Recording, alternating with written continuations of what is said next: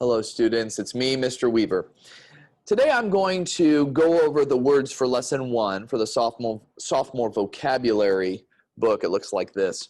And I'm just going to go over the way that I remember these words, maybe use them in some different contexts, and just watch this video to help you remember these words. Some of them you probably already know, but some of them may be new to you. Let's begin. The first word is to divulge. To divulge means to reveal. Oftentimes a secret. So let's say that somebody tells me some information about the other team, and I'm not supposed to know that. They have divulged information. They've revealed something to me about the other team that I might be able to use to take advantage. That would be divulging, telling that secret, telling that information. The next word is abet. To abet just means to help, oftentimes in crime. So a getaway driver would be abetting the bank robbers in robbing the bank. Even though he's not directly doing it, he is helping abet, he is aiding or abetting. The next word is ardor. Ardor just means like a strong passion or devotion for something. Many of you have a strong ardor for a sport, for a team, maybe for a principle, a political view, something like that. You have a strong devotion to it. The next one is dogmatic. I don't like the term arrogant at the beginning of dogmatic, at the beginning of that definition. It just means stubborn about one's beliefs. And sometimes one needs to be stubborn about certain convictions that you have. I would just say that's strong conviction. That doesn't make you arrogant. However, you can be arrogant in your dogmatism or in the way that you are dogmatic. In other words, you are not willing to bend at all. You're not even open-minded about something. You are 100%, I don't want to hear the other side. The next one is insipid. Think of in means not, sip means to drink. So if you insip, it means no drinking. In other words, I don't want any part of it. I don't want to drink that. I don't want to eat that. It's lacking flavor. It's insipid. Or it's just really boring, not something that I want to do. It's an insipid activity. Next is proclivity. If you have a proclivity, you have a natural inclination, a natural ability, a natural talent in something, a tendency toward it, a propensity toward it. So I have a proclivity to speaking. I love to speak. I have a proclivity to ping pong. Don't act surprised, but I'm pretty good at it. I have a proclivity towards loving my children because it's just a natural thing that I want to do. And there are some things I don't have a proclivity towards, like sewing or cooking food, or I can't think of anything else. So that's proclivity.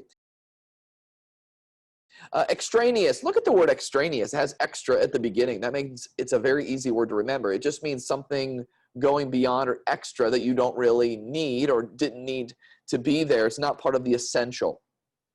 Easy word to remember.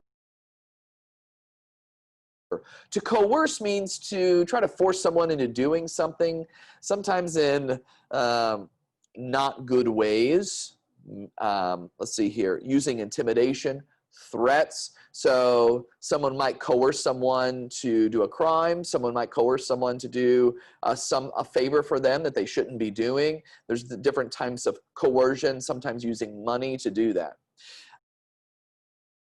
The next one is jaundiced, and it just means hostile, prejudiced against something. So you could be jaundiced against school, honestly, like, hey, I'm just against it. I'm hostile toward it. You just have this attitude against it. It can also be for other things, things in politics, things in human nature, things like that.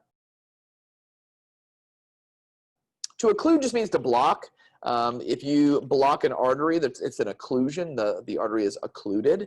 And so you'll hear that in the medical field, but it can be used in other things as well, like pipes are occluded and things like that. Moving to the next page, meticulous means paying special attention to detail. I can be very meticulous about the way that I take notes. I can be meticulous about the way that I watch sports. I can be meticulous about the way that I clean my room, the way that I organize my binder. It's just I'm paying special attention to the details. Think of it that way. Temerity, a reckless disregard for danger. I'm just like going in and I'm not even worried about my own safety or the safety of others. A reckless way of, and a rash, a foolish way of disregarding danger. The next thing is rote. This is a noun. So some people use it as an adjective, like the rote learning or something like that. No, you learn by rote, or you learn through rote. So it is basically memorizing, repetition. What does it say here? A habitual, repetitive routine or procedure. You just keep looking at your flashcards. That is learning by rote. To ascribe means to give kind of credit to something for its for the consequences coming, right? So let's say right now there are a lot of people who are kind of down and depressed and sad and worried, and I would ascribe that. I would say that part of what I would ascribe that to the media.